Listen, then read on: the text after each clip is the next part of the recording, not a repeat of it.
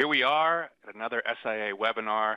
Welcome, everybody. Hopefully, everybody is here to hear a little bit of a discussion around the tech skills gap that's happening in our market today. I'm pretty excited. I've got some industry experts, some celebrities even, we'll call them. They're going to help us talk through this really relevant conversation. A lot of organizations, I think, have been experiencing this over the last, we'll say, year, maybe several years, helping to try to find the right talent for their organizations and maybe having some challenges. So really excited that we got the right people here. Today's conversation brought to us by Revature and some of the really smart people over there that are helping to solve this challenge here in our industry. You're going to join us as well. So let's do this before we get into our conversation, because I'm excited to start talking here, you can tell. Let's make sure everybody, first off, can hear us. Hopefully everybody can find the audio controls in their WebEx window.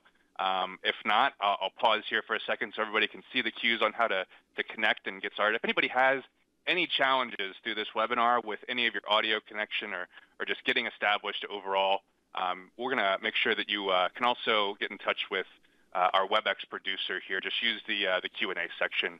Be happy to get you connected with that individual to work through whatever technical problems you have. But apart from that, we're also going to keep this Q&A section open for our panelists. So as we go through this discussion today, if anybody has any questions that you really want to hear from our audience about, feel free to submit that here in the Q&A panel. And we're going to try to get to those questions and interject them as we get through the discussion today. If not, I promise you, we'll make sure we get some follow-up behind all of these interesting questions and comments from our audience today. Just a brief overview of staffing industry analysts. Hopefully everybody's familiar with SIA. If you're not, you're probably going to see some information here rather shortly, if you haven't already, around our conferences, getting ready to kick off in September for our CWS Summit and our collaboration in the gig economy. We also have some great data and research and some great editorial content. So I encourage you, if you're interested in hearing more about SIA, reach out to us after the session. We'll be happy to tell you more about some of our products and how they can help your organization just be more informed and connected about the things that are happening in our contingent workforce space. Here's just a quick sample of some of the buyer organizations that participate in our CWS Council. We're probably going to have a lot of them in attendance today. I'm excited. We actually got one of our council members who's going to join us in our panel session from Enbridge. So again, love these organizations, love that they're part of our CWS Council. And again, anybody out there that's interested in finding out more about this council, just reach out to me. I'll tell you more about it. So without any further ado, let's get into our panelists. And let's do some introductions here, some of the folks that are going to share some of their experiences and some of the best practices that are really helping to drive our industry forward. I'm going to start with Maurice Jones. Maurice, are you there? I am. Perfect. All right. So Maurice Jones, CEO of OneTen. Maurice, why don't you take a second, introduce yourself, maybe a little bit about yourself and why you're here today or why you're excited about this topic. Sure. I'm Maurice Jones. Thanks for having me. Nice to be with you.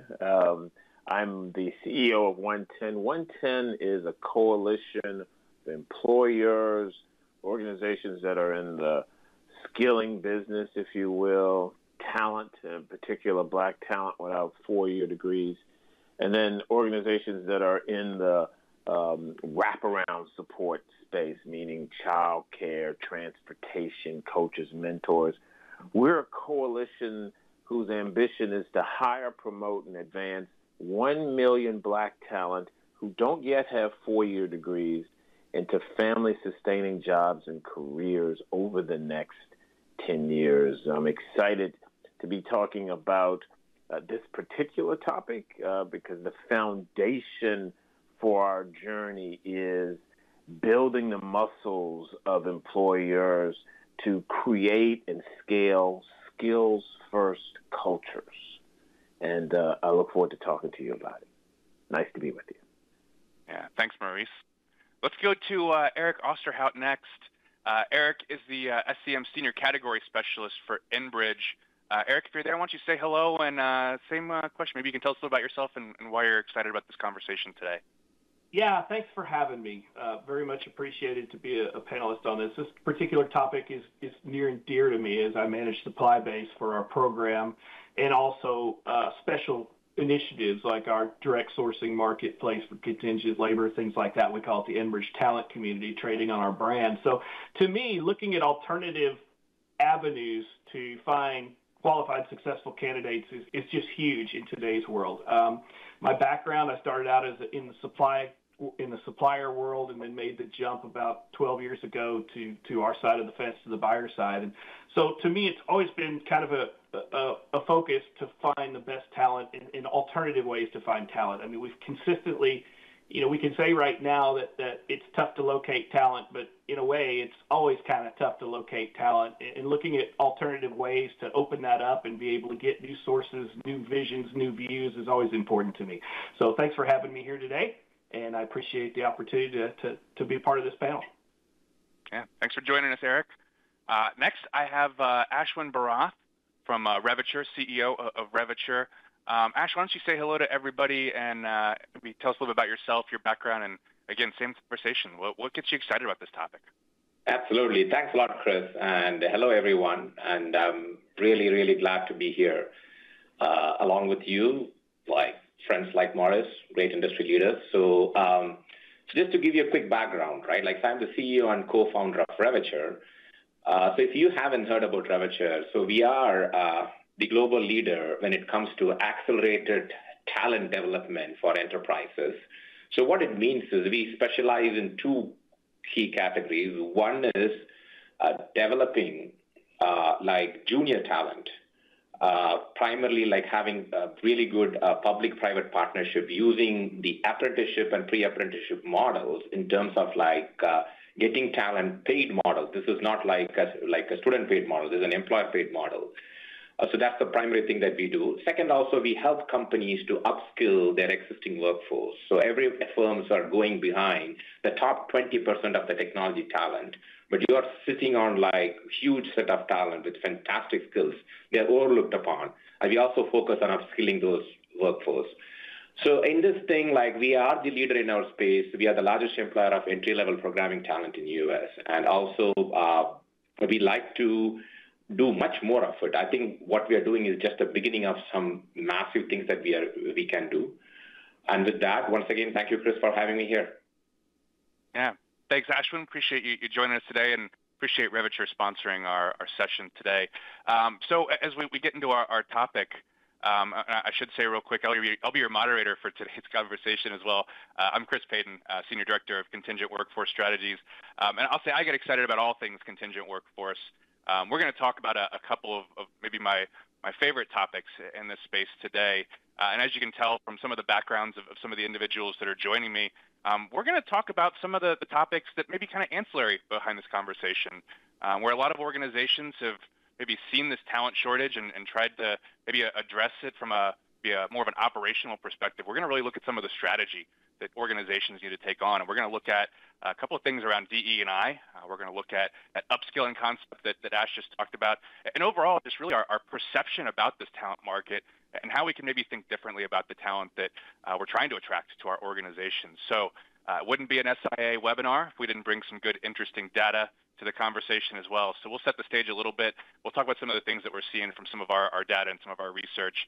And then we're really going to get into this topic of what's happening with some of these skill shortages and how can organizations get better position themselves through exploring some of these concepts that we've already started to talk about.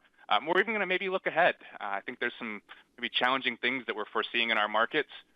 So maybe we'll start to project what some of our best practices are going to be to prepare for some of those items. So with that, let's jump into some data. One of my favorite places to start any webinar is a look at our Workforce Solutions Buyer Survey. This is where we go out and ask individuals like Eric, organizations that have a contingent workforce program. We ask them what's important to them. What are you doing today, and what are you looking to take on in the next 2 years? And I think why this is relevant today is we look at some of these bigger initiatives.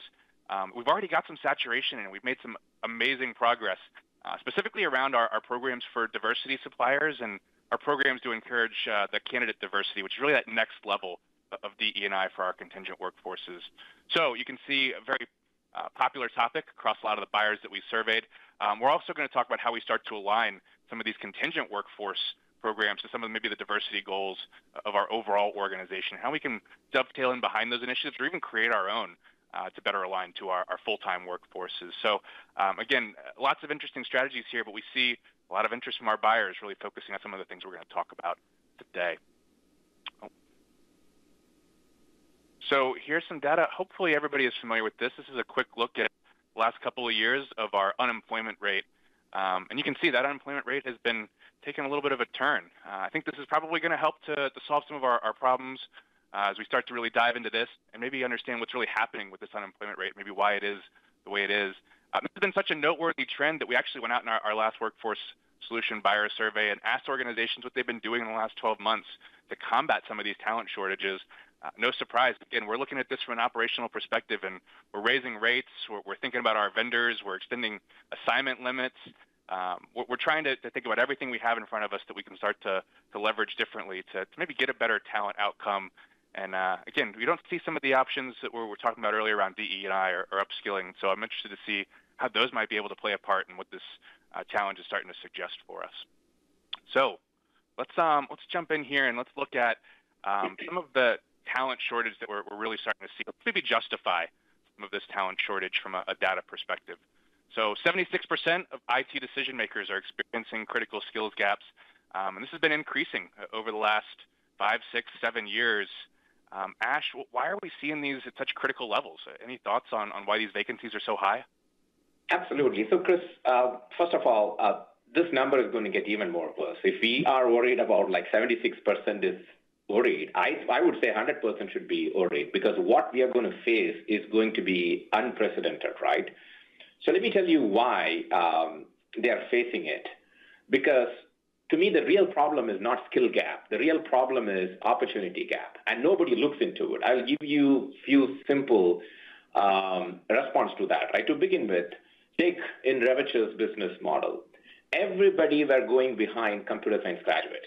So when you have an annual need of over 300 to 400,000 new programmers in U.S. every year, but we are just graduating 90,000 computer science graduates. Out of that, only 60,000 of them get programming jobs. And what do you do with them? And like, you cannot go out and claim skill gap for it. But if you think Revature, what used to be a funnel of 90,000, we created a massive funnel of 5 million, because you have over like 2 million 4-year degree are getting conferred every year, 800,000 like associate degree holders. Another like 40% of recent graduates are underemployed. So our funnel, we literally widened, and we proved that there is an alternate supply chain of talent outside this 90,000 CS majors, and nobody is giving them the opportunity. Rather than you hiring them for what you can do for day one, hire based on what they could become and give them the opportunity for what they could become after a few months of employment.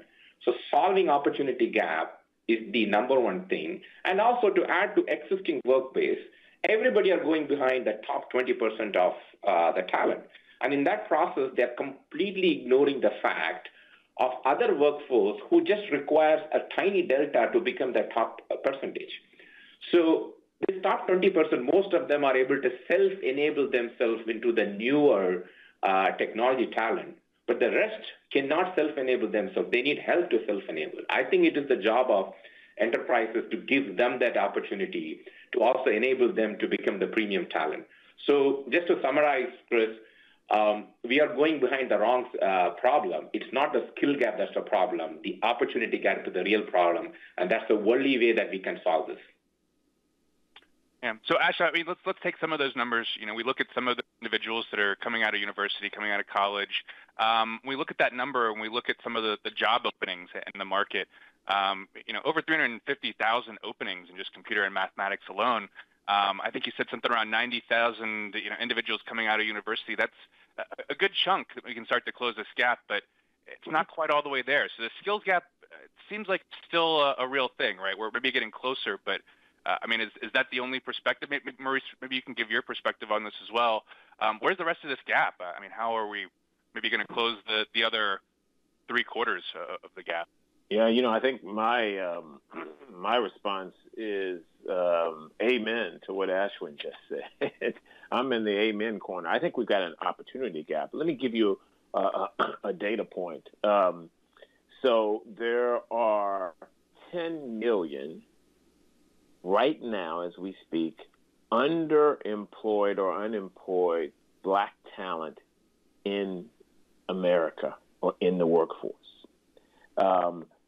10 million who could actually do more, have more responsibility if given the opportunity. The IT space is a really, really great space for people to be really looking at skills as opposed to credentials. And the moment we narrow our channel of talent to that talent that's coming out of university is the moment we're leaving tons of talent on the sideline. Community colleges, IT boot camps, military transition programs, talent already in the workplace with work experience. There's just I think to Ashwin's point, what we need to do is to broaden the channels that we're looking to find talent in, both in training and in the workplace, to really get at this issue of a quote-unquote skills gap. It's an opportunity gap.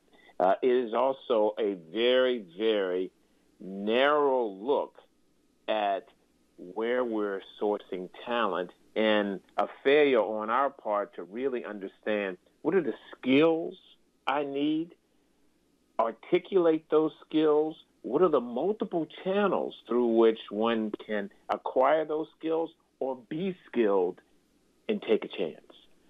That's what I'd like to see more of us doing all across our employment space, and I think it's a real opportunity.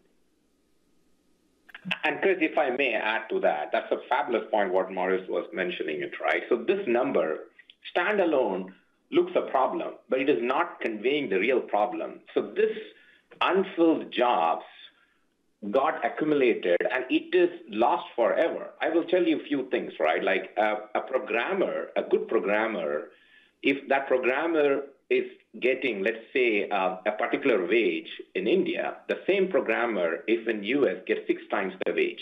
The programmer in UAE gets 2 times the wage. In UK gets 4 times the wage. So, but the necessity and the proximity of the location mattered because opportunities are concentrated, right? But the talent is distributed throughout. Probably not equally, but it's distributed throughout. But what COVID proved, or probably beginning the way for it is, you don't have to be at the location where the opportunity is. It literally is trying to democratize opportunity and taking it towards the talent. So some of this, like cyclical changes, we're going to lose some great jobs forever. On the other hand, like as Maurice said, there is a massive set of people who can get this opportunity, who can excel in these opportunities. On top of it, we talk about like 43 million college dropouts. What are we doing about that? We are just focused on the 4,000 Title IV enabled 4-year degrees of colleges and universities, but there are 16,000 high schools. What is going to happen? What is the delta that we are losing in it? So this number is a problem, but it is also not showing the bigger picture where we are sitting on a huge supply chain of talent. Until we enable them, we're going to lose some of these great jobs forever, actually, especially COVID is going to accelerate that even further. So, Eric, I'm interested to hear your thoughts on this. You know, we hear it's just an opportunity, right, where we've got this gap, but we think we can start to maybe identify what it is and, you know, suggest that there's some ways that we can close it. I mean, what do you think about that? I mean, is this a real opportunity gap challenge? I mean, do you see that same opportunity to close that gap? Yeah, first off, I am definitely on the Ash and Maurice amen train on this topic. There's an old saying, I've met the enemy, we are the enemy. I think from the buyer side of the equation, I think it's a bigger systemic issue. I mean, I think really what is happening is the hiring system is broken, all right? I do think we have a shortfall of talent, but I agree. I think the problem is that we tend to shoot ourselves in the foot when we open up hiring programs and things like that. Requiring degrees seems ridiculous to me in today's world in many, many cases. Obviously, if it's a licensed professional position, yeah, I get it. But for the most part, if someone can do the job and they don't have the degree, but they have a demonstrated work history or they've been trained to do it, why not give them that opportunity to demonstrate those skills and solve the problem? The same thing, I've always thought it was ridiculous. We see it all the time in the IT sourcing world. Oh, well, this person has to have a computer sci degree. it's just, why are we limiting ourselves? There are plenty of people. I can tell you myself, I'd never get hired in supply chain if they looked at my background and my degree, because it's not in supply chain management. But I've been doing the job for 20 years in various capacities, over 20 years, and the fact is that didn't really matter, right? So I think the way we approach this is to look at this from a bigger issue, and we have to fix a broken model of hiring. We need to look at these things that limit our candidate bases. I mean, seriously, you guys showed 140% growth in IT positions. No surprise, right? Companies are moving more towards a digital world, and it's become a digital world, an international digital world, to Ash's point. People can work anywhere to get things done. So I'm consistently just amazed, and as an ex-recruiter, I still have my resume out on job boards and things. Kind of like, I'm nosy. I want to see what's going on. And I see companies, including companies that we're all very familiar with, and some of the ways they limit their candidate pools. I mean, ridiculous things like you must be vaccinated, you must have a degree in this particular discipline, when there are people that have been doing the job. So I'm right in line with this. I think the answer is that we need to start looking as buyers at alternative methods of being able to improve or increase the amount of candidates we have. Not only that, will it help us fill these positions that are going unfilled? Absolutely it will, but it will also help us mitigate cost increases during difficult economic times. So, yeah, I do not believe it's a myth, but I think it's something that goes bigger than maybe just these segments. I think it's a larger issue that we all need to get together and figure out how to solve, or we're still going to lose competitive edges in the world economy, for sure. Anyway. And I'll say I like that approach to maybe the process itself and how we go about doing things.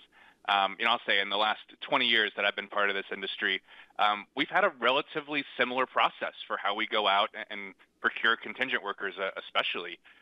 When you look at the ability to evolve over the last couple of decades and the influx of technology, the desire for organizations to want to be different, we've got to really get over that status quo bias and start to really think about how do we do things differently, as opposed to we've always done it this way. We're going to keep doing it this way. And so I think there's something to be said for that type of a mentality as we look at this talent shortage. Maybe it's not that the skills aren't existent. It's that we're not engaging the right people at the right times and the right ways to fill some of these roles. So I like that thought. Yeah, it's very frustrating to me at times when I hear leaders say, well, other companies like us are doing it this way. And I always think to myself, you know what, if you're not the lead dog, you're always choking on dust. Why are we not making ourselves the lead dog? And why are we not being innovative and translating that? By being innovative, it translates to competitive advantage in our industry. I just never understand that. And I think, we really need to look at the whole entire process and figure out a way that we can create better avenues to secure labor. It's what I like to do. I'm a student and a fan. I eat, sleep, and breathe this stuff. So anyway, thanks. I love that. And, I look at this stat too, and Ash, maybe I'll get your thoughts on this. 42.5% of recent graduates underemployed. So again, we recognize this is a huge population out there, but we're just not getting that connection to new jobs. Again, maybe this is part of that process component, right? We're not built to go out and maybe recruit these types of people. So just interested in your thoughts. How do we start to maybe convert some of that? How do we get better at taking these individuals out of these learning programs and starting to get them applied to our work needs? Absolutely. I think the industry has to play a significant role, Chris, in solving this problem, right? So, we are fortunate enough. I have two boys, right? So at least I'm fortunate enough to know the technology talent ecosystem and know the higher education space. I can give the right advice for my kids and give them options. Say these are the job prospects, or what you should learn and what you get into it. And not everybody are fortunate enough or privileged enough to get that kind of insights, right? So there is a big mismatch between the choice that the student makes after high school, especially for post-secondary education, to versus what's the reality and what is the market. That's a massive mismatch. It's not that easy to solve that, right?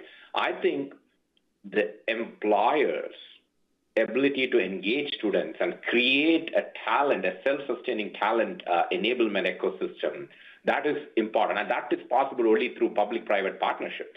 I think that is what is significantly missing. So I keep telling, when companies like Revature can enable non-CS majors equally or better successfully than CS majors, everybody can do it. That's a huge marketplace. So that is possible only through public-private partnership, and our ability to do that is very key. And if you think about the technology space, that's my area of specialization. We have roughly 23 million programmers worldwide, and that is going to be 45 million. But what makes it worse, by 2030, the expectation is it's supposed to be 45 million. But the worst problem is only 5 million out of the 23 million are enterprise grade, and everybody are going behind that. That is why you're seeing the great resignation. That's why you're seeing such a massive wage inflation, right? And your ability to see this underutilized talent, your ability to solve it, it is a business solution for enterprises. This is not a solution that higher education to take care. To me, the enterprises should partner with higher education to solve this problem by early interventions, giving the inputs and create an ecosystem as they are students and solving it rather than after the fact. I think that is the biggest missing piece. Take Germany, for example. Like when they enter into their junior year, most of them are identified and have a job. That's the apprenticeship program happening at best. How can we get a version of that in US? I think that is the critical missing piece here, actually. Ash, you said something there I want to come back to. When you talk about enterprise-grade talent, right, maybe there's that top 20%. Isn't that really just a perception, right? I mean, when somebody reviews a set of resumes and they think they're getting the top 20%, I mean, isn't that really a subjective response that we're starting to see from these engagement managers that's saying that's that top 20%? Is there an opportunity now where we can look at technology and maybe take some of that subjectivity away from our selection so that we can get more of maybe a direct connection to these people without that screening out? Without saying I need 5 years of experience with this and 10 years of experience with this, and looking more just at does this person have the ability to do this job? I mean, is that maybe the next step of how we look at this? 100%, without a doubt, right? I really like what Eric said. The hiring system is broken. I never thought about in that phrase. In reality, yes, the biggest innovation, people might argue, in my mind, what happened in hiring is an applicant tracking system, right? That's what happened in the last few years, and there is nothing new that happened beyond that, right? I'll give you an example. I'm not going to name them because they're a really good client of ours. I just checked the attendee list. They're not there, so I'm free to talk. So this is a fabulous firm helping higher education, run by great leaders. But recently they posted a job ad. They need people, they need talent with 5 years of experience in a particular Google framework. That Google framework is existing just for 1 year. Like to me, what are we talking about? That's the definition of the hiring system is broken. And that Google framework changed 8 versions in the last 1 year since they released it, right? So what is happening is today's programmer, especially in the technology space, has to be continuous learners. That has to be the behavior of them. In my definition, this 5 million enterprise-grade programmers, they have figured out a way to be continuous learners. Others are not. Not everybody are wired to be self-enable themselves to be continuous learners. It is the job of the enterprises to do it. And this 5 million can easily become 10 million or 15 million. It can easily go up. It is definitely a perception. It can be solved very easily. Effort has to happen. I think that is the missing piece here. Thanks. Yeah, I would agree. I think at least on the regular full-time employee, or commonly called perm hiring side, ATS systems are doing a major disservice to hiring. The way that the technologies screen out workers that potentially could do the job exactly like Ash is saying, it's part of the problem. I think I see it a little less on the contingent labor side using the technologies that we do, but the problem is that we have hiring leaders and people managers that don't necessarily hire all the time, and they don't think about the impediments to finding a diverse, capable workforce. It's just unrealistic expectations, like something that's been around for a year. They're saying they want 5 years experience, and come on. I mean, those are the kind of things that I see every day, and I just scratch my head, and it's part of our job as buyers to go back out and educate our MSPs and our program teams to go out and talk to those leaders and say, hey, you know what, maybe we should look at refining this a little bit. I mean, it becomes more of a consultative job, and I think you're going to see an evolution with MSPs especially, that they're going to have to upskill their representatives to become more consultative, to be able to talk with the business. When you have these types of gaps, you have to be able to work with them to say, all right, what can you live without here? What is the actual secret sauce in this particular position? You know, what's the key ingredient? Is this something that, you know, the old build or buy? Can we train somebody to do this instead of, you know, trying to find that elusive purple squirrel in the marketplace? So I think we need to see a revolution here, and I'm one of those people, at least at my company, I'm trying to make that revolution happen. So just great points here today. So let's look at this other stat: 50+ million Americans, you know, stuck in low-wage jobs. And you talked a lot about underserved populations, Maurice. I mean, is this another area that we're thinking we can uplift and start to, you know, think about that population differently? Absolutely. Let me give you additional data points to go with this, to just to echo the self-inflicted wound that we are imposing on ourselves, right? So if you look at, I took a look at this, and I looked at all jobs across the country that pay $60,000 or more across the country, over a big chunk of them being in the IT space. Turns out, if you look on paper, 79% of those jobs require that you have a 4-year degree, period, to just compete for the job, right? If you look at jobs that pay $40,000 and above, on paper, 71% of them require that you have a 4-year degree. And yet, when you look at the workforce, let's focus on black talent. If you look at the workforce, black talent ages 25 and above, already with experience, 76% of us do not yet have a 4-year degree. So if you got a degree requirement, you're literally imposing a credential that is a systemic barrier to black talent earning their way into the middle class and doing this work for you. And oh, by the way, that statistic is 66% for all workers in the workforce today who do not yet have a 4-year degree. So you're literally, again, this is one of these self-inflicted wounds. We're leaving great talent in jobs that are low wage and that are not actually giving them a chance to do what they can do for them and for us. So, yeah, it's a huge issue. It's a huge, again, going back, it's a huge opportunity. I can add to that, Maurice. So Chris, the reason I want to jump in now is this 4-year degree. I think that has to change. People talk about it, they do it, but in reality, even though there is a significant initiatives happening, but the progress is painstakingly slow. Like Maurice and I, our organization partnered, and we are trying to do like quite good things. But one of the global leader bank, they were like really entrepreneurship enough and say that, yes, I'm going to try not a degree holders. And we both went and told them, we will do it. We will give you a set of like a cohort of non-degree holders. But guess what? You don't have to hire them on a lower degree. Hire them at the exact same standards that you will hire a 4-year degree holder. And guess what? They're really, really progressing even better than the average of a 4-year degree holder. So the solution is there. And as Maurice said, it is a self-inflicted wound, and we have to get past it. And will the 4-year degree make things better? Absolutely, yes. But is that an absolute essential for you to do a job? No. I think that is what we have to do. And examples like this, I think more and more people should start adapting. I think the acceleration for that initiative is the missing piece now. So I think the degree component, I think, is important, right? I want to look at this data for a second. And, we started off, we looked at some BLS data earlier in this conversation, and we looked at an unemployment curve, right? It was a single line. It's heading one direction. We looked at all of the workforce kind of contained within that line. This is interesting, though. We start to break that same unemployment trend apart, and we actually look at ethnicities. And I think there's something telling here.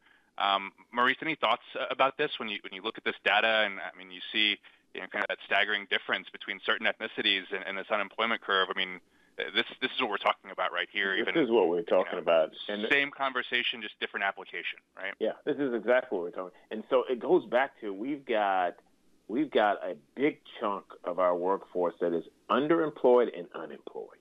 And a big factor, not the only factor, but a big factor in that underemployment and unemployment is self-inflicted barriers. It's barriers that we're imposing that is actually keeping workers from rising as high as they can rise and doing the work that they can do. And that is harmful for them and their families, for the communities in which they live, and for the global competitiveness of this country. So yeah, this when you look at this and then you couple it with the barriers that we're putting in the way of gainful living wage employment, it's a huge opportunity for us. But it starts with the employer. The employer must get to the point where skills is the dominant or the dispositive factor determining the hiring, the promoting, the advancement. We're not there yet. So it's a call to action for you, Eric, I think is what that was, right? As a buyer organization, right? So you look at this, you see that there's opportunity. I mean, I know just in speaking with you, this is one of those initiatives that it's close to your organization as well. I mean, what are we doing as an organization, as a buyer organization, to start really thinking about this data and maybe acting differently or repositioning some of our processes differently? I mean, how are we embracing this, I guess? I think from our perspective, and first of all, I'll say it begins with one man, right? You start. I evangelize on a daily basis in our organization. Again, as I talked about, changing requisitions, being on the lookout for those things, reflecting that, working with hiring leaders to educate them. I'm very blessed that our organization has a very strong DEI program, and we're one of the big supporters of that.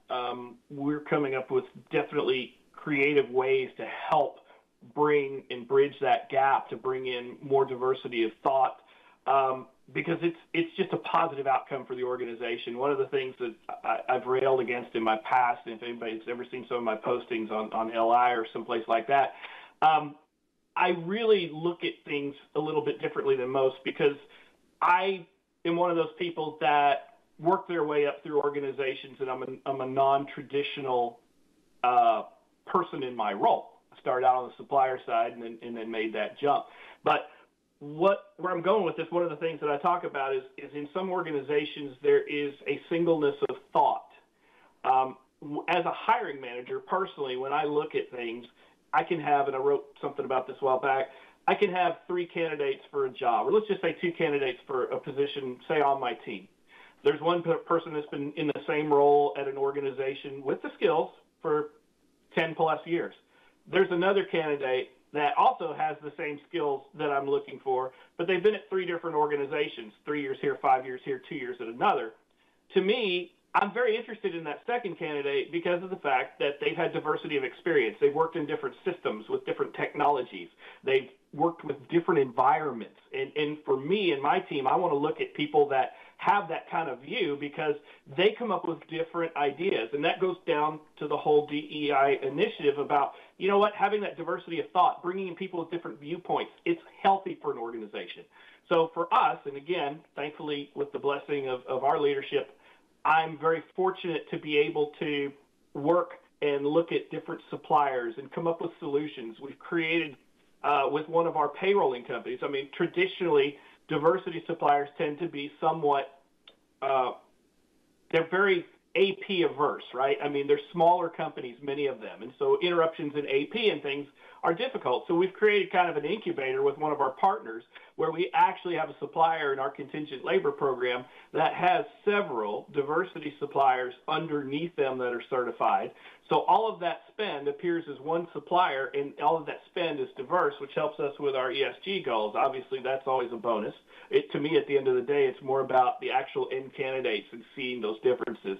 But it helps us be able to give opportunities to somewhat smaller suppliers that they may not be able to sustain as a full-blown supplier under our organization. I think it's kind of similar to Maurice, what you're doing, where you have work with other companies and kind of band together and partner, and it does help. So we look at different ways. Our Enbridge talent community, I mean, that's another area right there that we can bring in different avenues in folks by really trading on our own name. It's another way to kind of fill that gap. But in the end, I still go back, and we're still working on it even here. You can't move a big ship in one day. It takes a while to turn. But we're really working on trying to improve our hit rate in our candidate pools by being able to really work with the end users and the managers to determine, does it really require a degree? Those kind of things. Does it really require computer science? And I think I talked about that earlier. But anyway, that's some of the things we're doing. And again, I'm blessed to be in a company that really puts ESG as a priority right now. Yeah, some good thoughts, Eric. I like that. Maybe we can ask Maurice, what are you seeing organizations doing to better embrace some of these untapped populations? Yeah, I think the first thing that we're seeing companies doing is really focusing on building their muscles regarding understanding the skills they need for a job, the skills they need on day one and the skills that will be needed afterwards. Taking that and being able to articulate that into job requisitions, changing job requisitions, re-credentialing jobs. We see companies removing four-year degree requirements from jobs.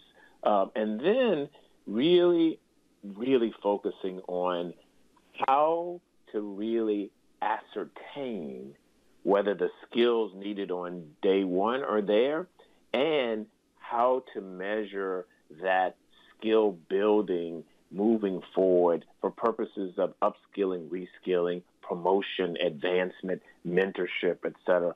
And so it's really the skills first culture is what we see companies really, really leaning into and putting resources toward it. You need champions for this sort of thing because there are biases, in all honesty, that you've got to be able to recognize and tackle and work people through. You see people also looking at what they're doing with respect to how they're screening people and who's on interview panels.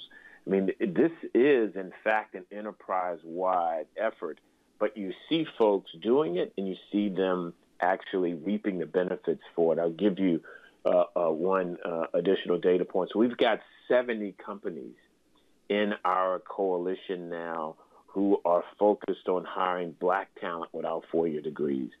We started in earnest in March of last year. As of the end of March of this year, we've hired and promoted 40,000 black talent without four-year degrees into family-sustaining jobs, meaning they have to pay a living wage or above. And these jobs are in IT, finance, HR, and all across the board, healthcare. And so we're seeing companies really do this and do it well and reap the benefits from it in the way of talent. Let me add some more onto it, and then I'll be quiet. The other thing that you're seeing is this talent is more loyal. The attrition rate is lower. You're not paying a premium for a credential that you don't need. And they're more productive because their skills are more relevant to the actual jobs. And so the business case is also powerful for this kind of mindset. We're seeing more and more employers get this and start the journey. And that's the real point is you just need to start. Perfection is not a destination. It's a journey. Yeah, I like that. And I want to come back to that thought, but I want to address maybe a question that's coming in through the chat. Maurice, it looks like you've got some fans sharing their love in the chat for you here and all the things you're doing at OneTen. We love fans. We love them. Yeah, keep that coming. Just a quick reminder, the Q&A is open if anybody has any chats. wants to share any feedback here for our group. Here's a question. Maybe we can get the whole group's response here. And I know we talked about technology starting to address some of these challenges just overall. But are you starting to look at technology solutions or software solutions to help create more of that level playing field and maybe mitigate some of these risks? Yeah, I mean, I think there are, and I'll just start and let others. There are technology solutions for every aspect of that journey. I'll just tell you one of the things that we've had to do, because this is a scaling challenge.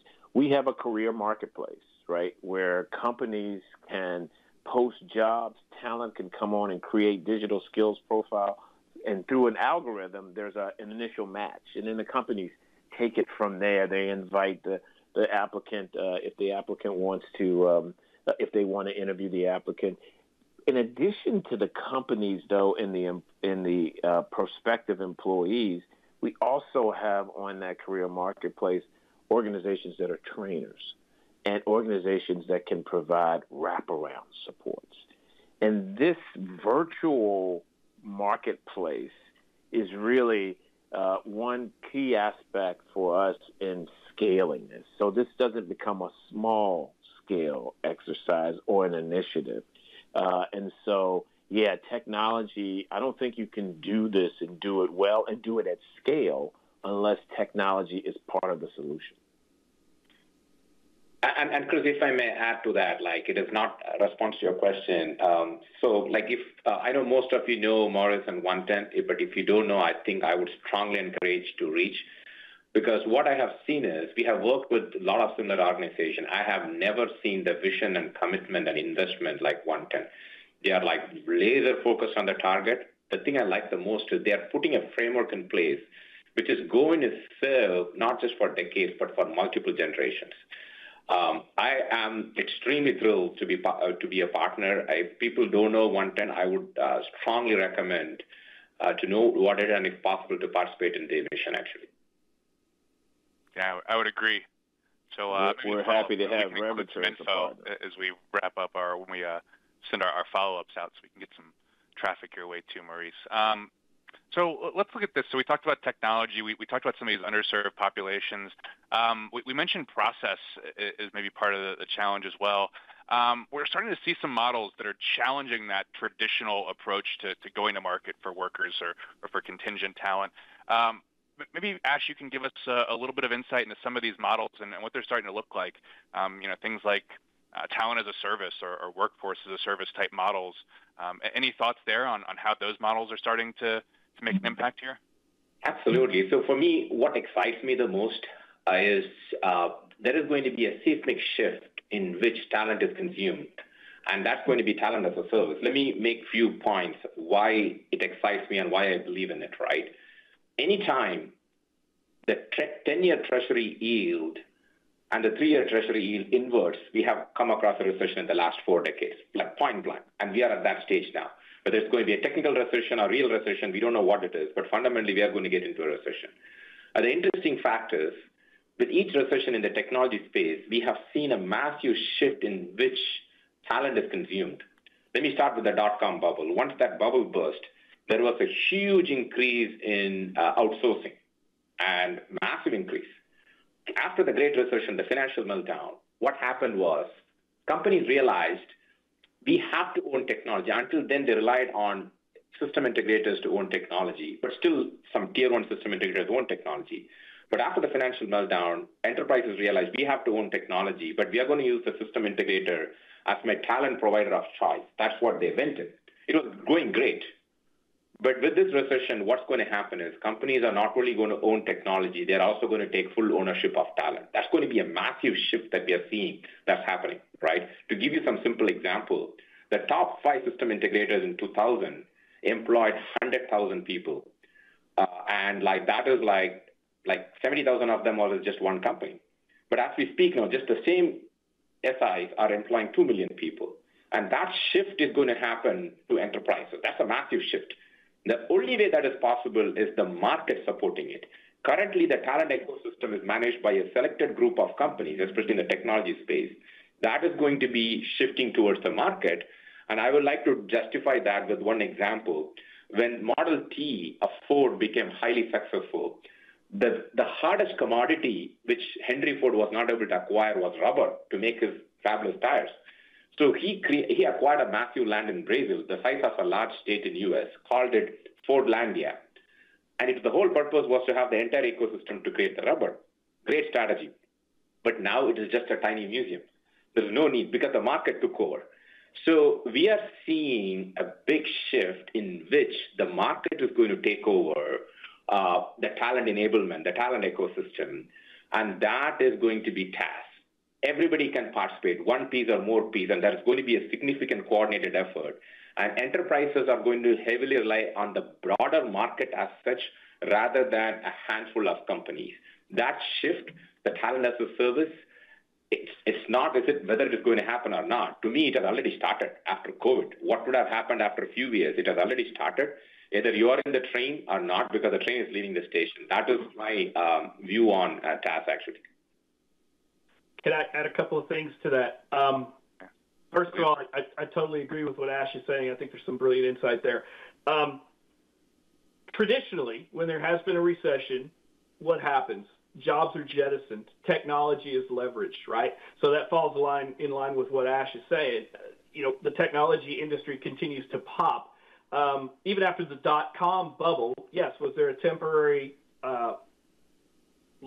increase in supply of workers? Of course there was.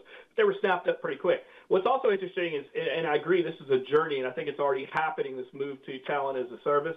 I think it's been happening longer than maybe you're giving it credit for. I mean, when you talk about the large SIs, as buyers became more sophisticated in how they procure talent, particularly from the supply chain disciplines, and the tools came on board. I mean, I've been watching this since the first, I think it was Chimes, one of the first VMS programs and technically an MSP program. And yeah, they got some ugly history as well. But really, when those tools started coming on, and they were spawned by companies like Computer Horizons back in the day that were big Y2K integrators or SIs, what we've seen is that the new tools that were brought to the market have enabled buyers to become more educated and see what's going on. And as things have progressed, the old, hey, I'll never go wrong with hiring IB Movin', or you'll know who that is, IB Movin', think about it. Anyway, what you're going to see is that people started to realize that those companies didn't have those people sitting on the shelf. They aren't in a warehouse somewhere with their briefcase ready to be taken in, forklifted down and put out on site. What buyers started to realize, because of their access and view into data and buyers that were becoming more mature in how these things work, people like me, for example, in MSP programs, you start to realize that many of the same suppliers that these SIs are using are many of the same suppliers in your organization, except you're paying a whole lot more for them. So I'm going to contend that this whole journey has been happening. It's just been somewhat slow because, big ships turn slowly, right? So I do think talent as a service has been starting out more and more. And I think right now COVID has allowed us to drive the pace of adoption and change in a much more rapid manner. I know, at least for us, to me, to be able to get a direct sourcing program off the ground was much easier during this time. People are starting to get it. Wow, it's a quasi-payrolling relationship. Oh, there's no legal entanglements. You still have an employer record, blah, blah.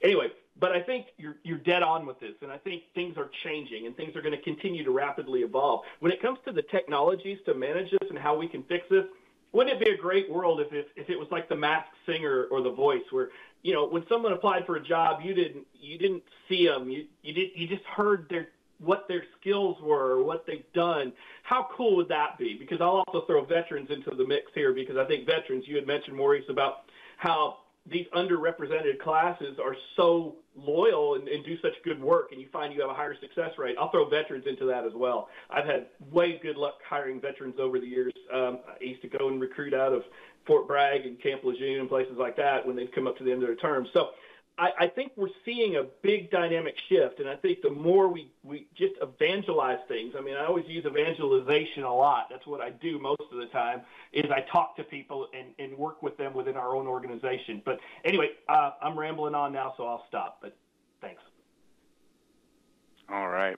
Good thoughts, though, Eric. I think, everybody's looking at this in the right ways and starting to maybe think a little bit more strategically about how we address some of these challenges. I think that's the key here. We do have a little bit of time left, so let's do this. Let's ask our panelists to maybe leave us with one piece of knowledge, one thing that you want to make sure that everybody takes away from today's webinar. Let's figure out what that one piece of advice is. Maybe we can go around the group and share that.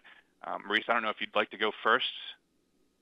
Yeah, because I'm actually going to have to jump. I apologize. Look, I think the piece of advice is establish and scale a skills-first culture in your company. Culture should impact all stops on that talent journey: hiring, promoting, advancing, all the pieces. And there are a group of companies, many of you are on this call who I know are in the OneTen coalition, which is the foundation of what we're trying to do. This is a key block of opening up the opportunity that we need to bring in more talent that's more diverse, that's ready to work, and that will enable us to continue to grow and have more broadly shared prosperity. That's mine. Love that, Maurice. Ash? Yeah, so for me, I think as we have been talking, all of us, so companies' scale and prosperity and success is going to heavily depend on their ability to scale talent in a predictable manner. That's the future. That's happening. That would require some changes.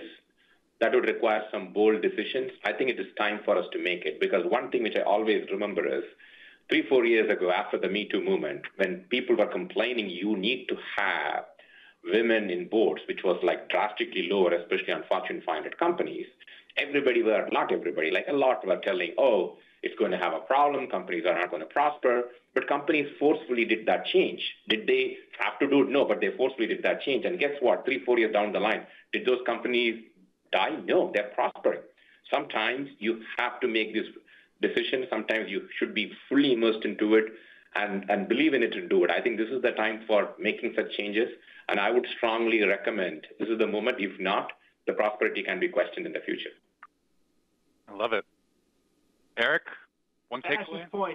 To Ash's point, look at AMD, the changes that have happened there. I mean, it's definitely been a good thing. All right, to me, I'll leave you with this bit of advice. Don't be afraid to look at things differently. Don't be afraid to look at things with an outside pair of eyes, and never quit. Keep tilting at windmills. Keep broadcasting within your organization as a buyer ways that you can improve things.